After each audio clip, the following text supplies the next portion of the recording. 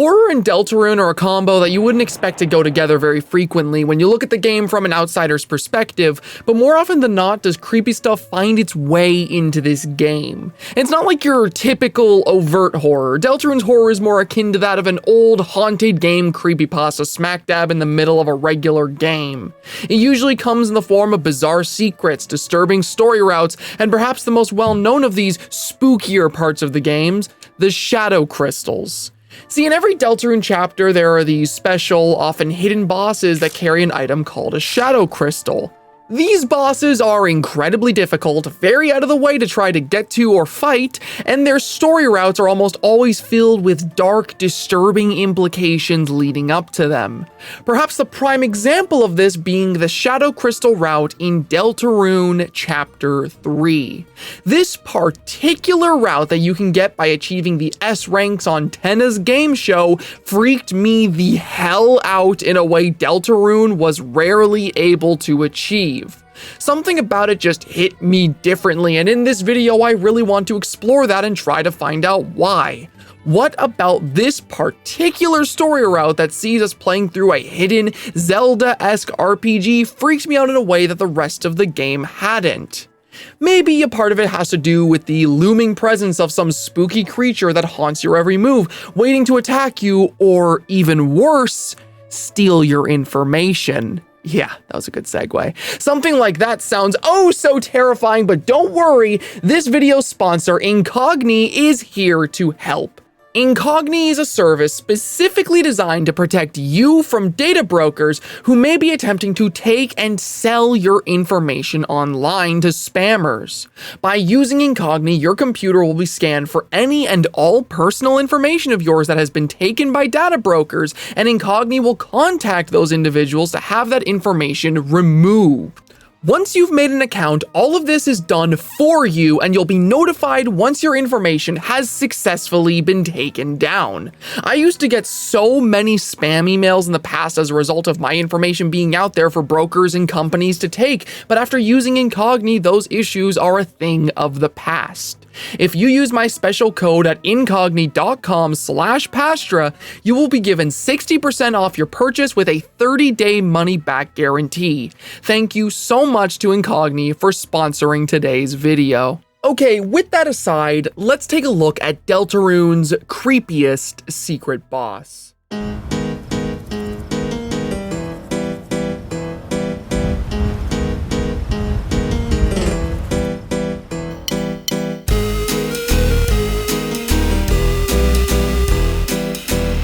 So I guess in order to lay the groundwork of what this boss is and why it freaks me out so much, we should first establish some context.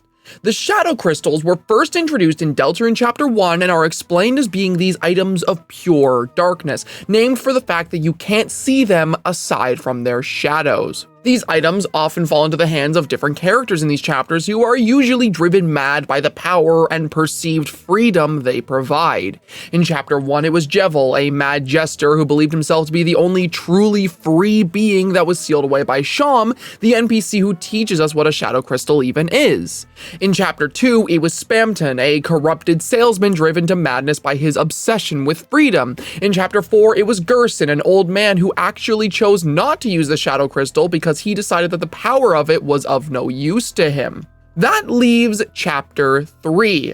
See, Chapter 3 is interesting because unlike other chapters I just mentioned, Chapter 3 is extremely unconventional with its shadow crystal.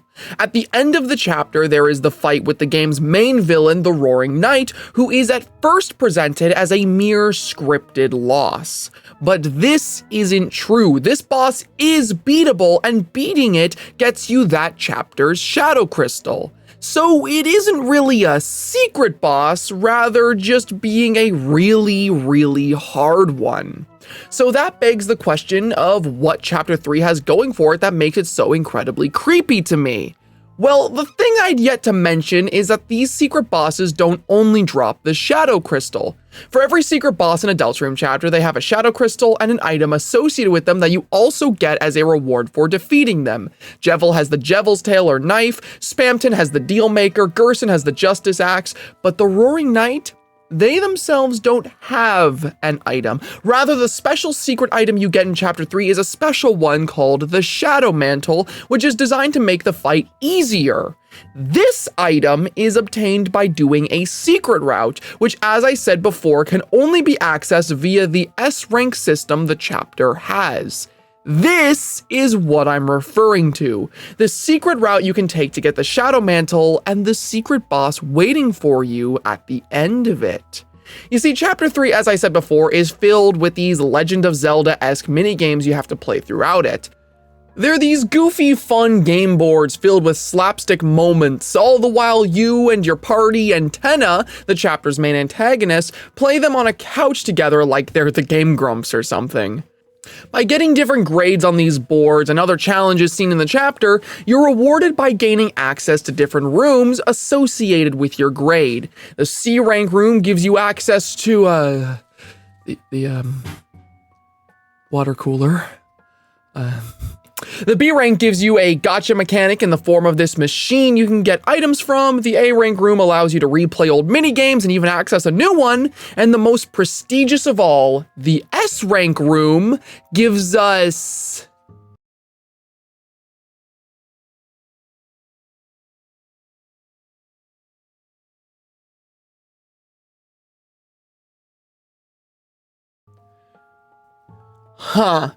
Yeah, this is your reward for getting an S rank, some dingy, nasty-looking changing room that juxtaposes the colorful look of every room before it. This was where I immediately became fascinated by what was going on this chapter. This was one of those things where the moment I saw it, I just knew this was how you'd access the secret route. And lo and behold, going to the end of this room, you get to speak to a very recurring NPC in this chapter, Ram, who stands in front of a pair of closed doors. He tells you that this place was where Tenna had hidden the original version of the game he has you playing. A version without any alterations. A version where the player is able to express what true freedom is. He then allows you to go in to play it yourself, promising to keep a lookout for Tenna. In this backstage is exactly what we are promised. A large screen that, when accessed with, allows us to... Oh, never mind. It looks like we don't have a controller. Oh, okay, that's mighty convenient. Plugging in the controller, we're able to play the original game, which immediately just feels... off. Not like scary, but something just doesn't feel right from the get-go. When the game opens, we get a glimpse of the player's soul before it pans over and becomes Chris's sprite, all alone on a quiet, musicless version of the prior map. The shops around us are completely empty, Tenna is nowhere to be seen, and as we explore, we see enemies scattered around the map that were never in the version of the game we previously played. These enemies don't attack us, hell, they don't do much of anything. They simply exist until we get our hands on a weapon. Once we acquire this sword, the game changes. Music begins, and now the enemies actually fight us. In order to progress the game to experience the freedom that was promised, we have to go out of our way to kill every single enemy on the map.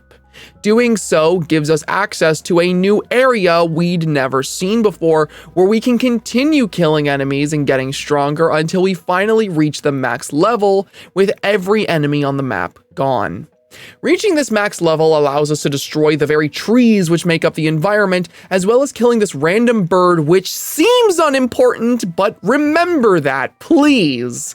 By destroying the trees, we can eventually find a chest containing an item called the Ice Key, which causes the game to close shortly after it's acquired. This first minigame is interesting. It feels like it carries a lot of dark implications underneath the surface, what with the progression being directly tied to killing enemies that were seemingly harmless and merely fighting back, and the off feeling of just the environment around us, the barren nature of the shops, the way the music comes to an abrupt halt the second all the enemies are dead, and a secret I've yet to mention that can be found while playing this minigame. See, the events I just described are what happens on your usual playthrough of this secret minigame, but someone who goes out of their way to explore will find another secret within this secret that is quite fascinating. Exploring the map, you may stumble across this room of stairwells just out in the open. Going inside them, you'll find the same empty black room as before, except this time it's not really empty and you're not alone in here. Walking deeper into the room, you'll stumble across a sprite of something that blends in with the background that quickly flies away. Something or someone is in this game with you, and for now, they're hidden away. Stuff like this and everything else I described prior just makes this entire minigame feel like something we are actively not supposed to be playing. And it only gets worse once we boot up the second of these minigames the chapter has. The second minigame sees us following up directly after the events of the previous one. We find ourselves on the tropical map from Tenna's second game board, still carrying the ice key from before. Exploring this map, it's very much the same song and dance that we become accustomed to. We find a sword, kill the enemies around the map, gain access to new areas, until we arrive at this northern part of the map we'd never seen before. It's covered in ice, and at the very top, there is a door that can only be opened with the key from the previous minigame. Using the key, we gain access to the ice temple, and this location is where things take a very morbid turn for the worse. See, traversing this area, we eventually come across this ice mage who are able to use to freeze enemies and get through parts of the map that were once inaccessible to us. From an outside point of view, this wouldn't seem that bad, but in the context of the deeper story of Deltarune and its alternative routes, this is fucked. To help you understand why this is so disturbing for someone who may not know, Deltarune has an alternative route that is first accessible in the game's second chapter. The route is known now as the Weird Route, but at the time it was discovered, it was referred to by Snowgrave. This is Deltarune's dark story route. It's equivalent to Undertale's Genocide. In this route, you abuse an ability given by having Noelle in your party that allows her to freeze any enemy she encounters. For every enemy frozen, she gets stronger, and those enemies are just left laying there as frozen corpses. The entire route is essentially us as the player manipulating Noelle and forcing her to kill everything she sees until Chapter 2's Weird Route comes to an emotional climax with her killing her childhood friend Birdley, leaving him in a coma in the light world in the chapters after.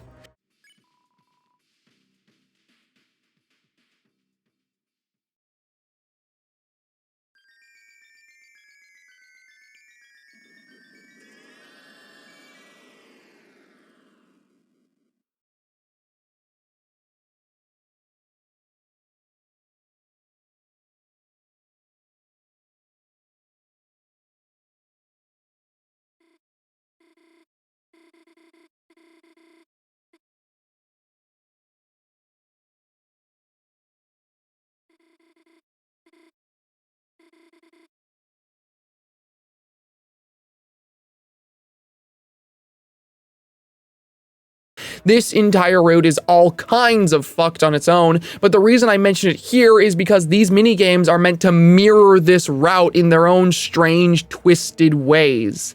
The Ice Mage clearly mirrors Noelle, with her wearing white robes similar to that of what she wore in the Dark World. The enemies share similarities with characters we've seen in Deltarune and Undertale, and hell, even a sound effect that plays when you pick up the sword in these minigames is just an 8-bit version of the Weird Route sound effect.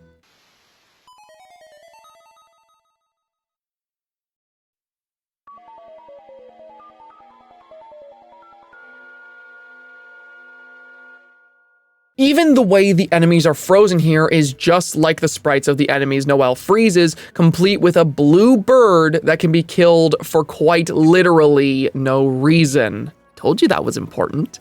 This entire thing has some scary implications to me that I won't fully get into until we've discussed everything here, but holy shit, when I realized this was what was going on, it freaked me out. The Weird Route itself already felt like stumbling across some creepypasta-esque storyline right in the middle of the game. It's so especially dark for both Undertale and Deltarune that it just didn't feel real, and it's so out of the way to even access that many people just never see it. So to have this minigame directly relate back to it, it just adds further to that feeling of wrongness radiating from the entire thing. Once you make your way through the level with the Ice Mage, you arrive at a door that has a red pair of devil horns adorning the top of it. To open this door, the ice key is used up, as is the Ice Mage, and you're able to enter.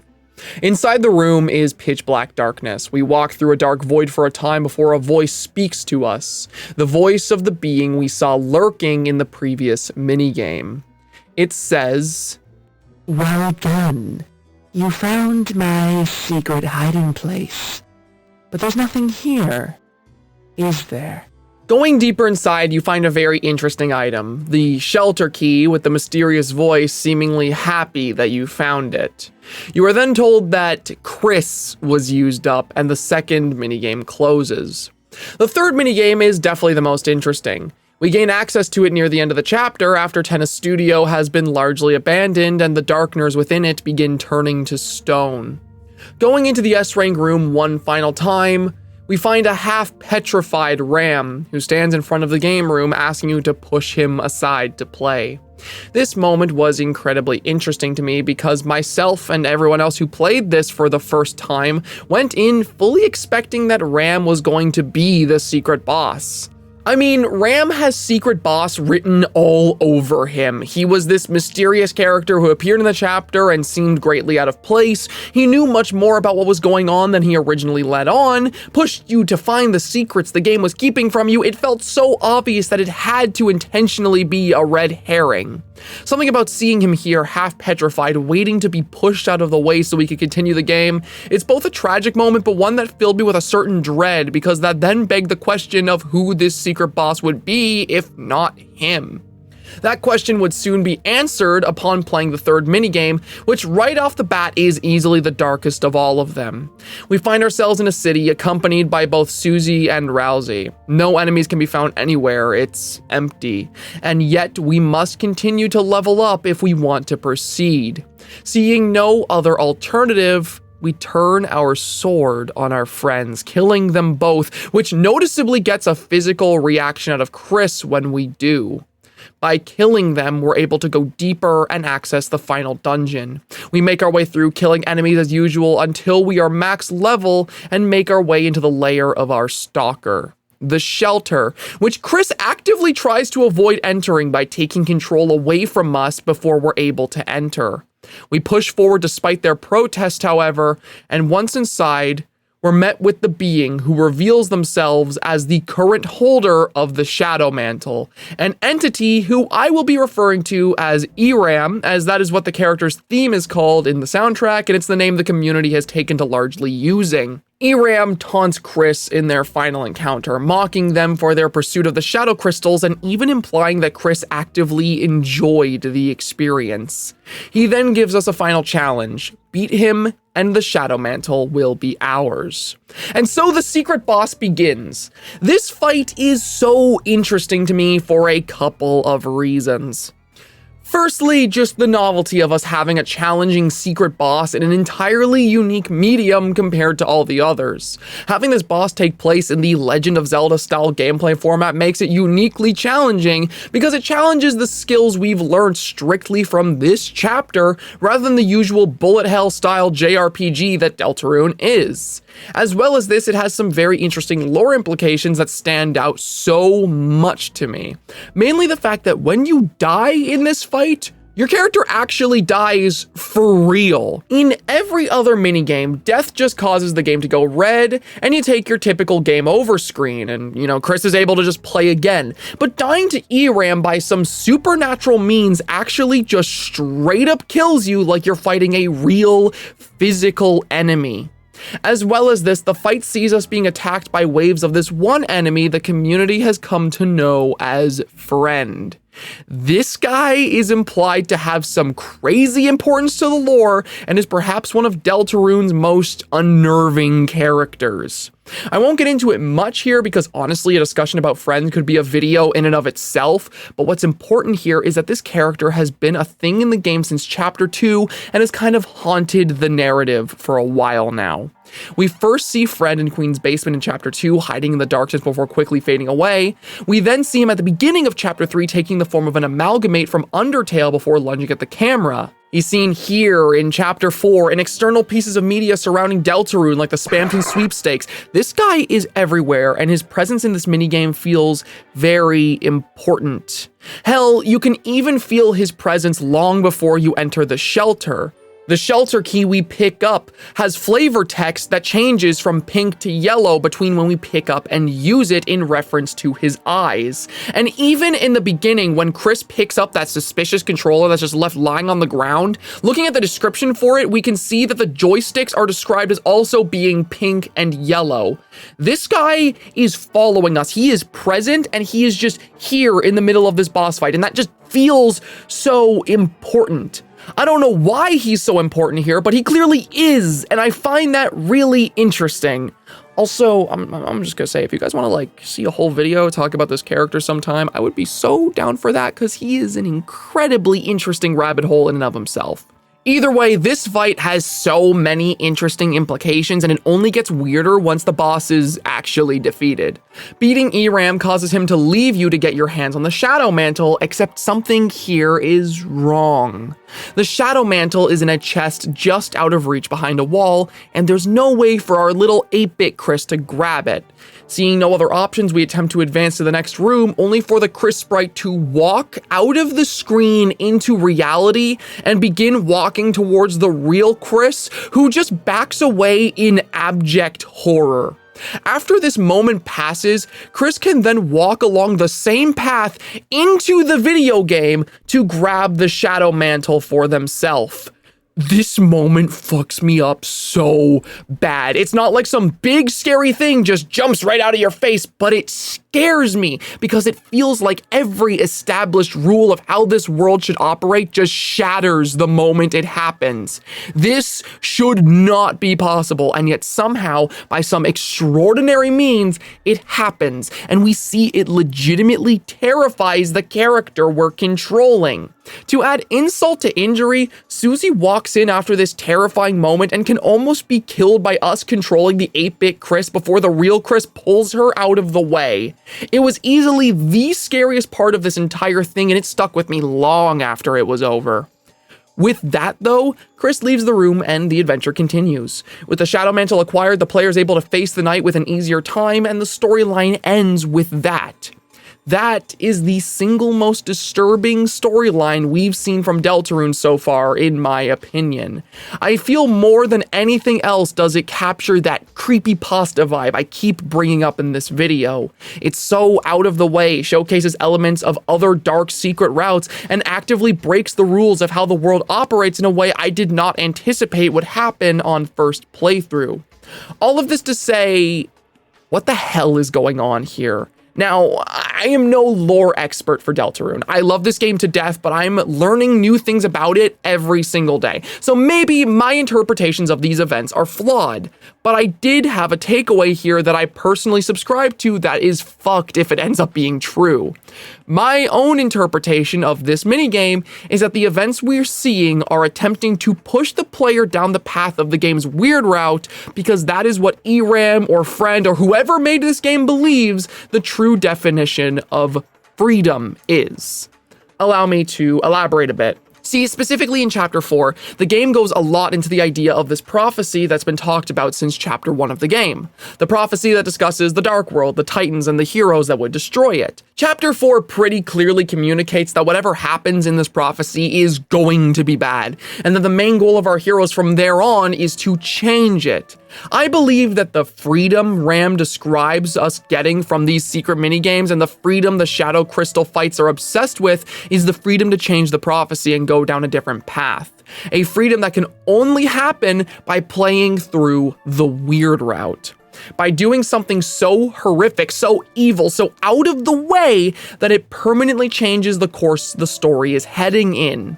I feel like that is what these minigames imply. The Snowgrave imagery, the fact that the only way to progress and have the freedom to go where you please is by killing everything, and the fact that Eram implies that Chris enjoys things like killing and even the weird route itself, it all seems to point to this to me. Hell, even in Chapter 4 where we see the prophecy, it is noticeable that certain details that only happen in the weird route are just not there, as if they aren't supposed to happen. I fully believe this minigame exists to push the player towards finding the weird route organically, to go out of their way to break the game, to find a story you were never supposed to explore, so that you can, by the most drastic means possible, avoid the fate the prophecy has planned for the characters. Which, God, if that's true, that is so messed up. That's just my own interpretation of what's going on here, though, and I will admit it doesn't explain everything. The whole idea of Noelle being used up and Chris being used up, I don't honestly know what that means, and if you want to comment and let me know what you think about that, then it would be really cool, because I'm really baffled by it. And of course, if you disagree and have your own thoughts, please let me know that in the comments as well. Part of what makes this whole thing so cool to me is the vagueness of it all, so I'd genuinely be thrilled to see some differing interpretations. Anyway, though, that'll be all from me for now. I hope you all enjoyed this video as much as I enjoyed making it, and I cannot wait to see you here for whatever my next project ends up being. Goodbye for now.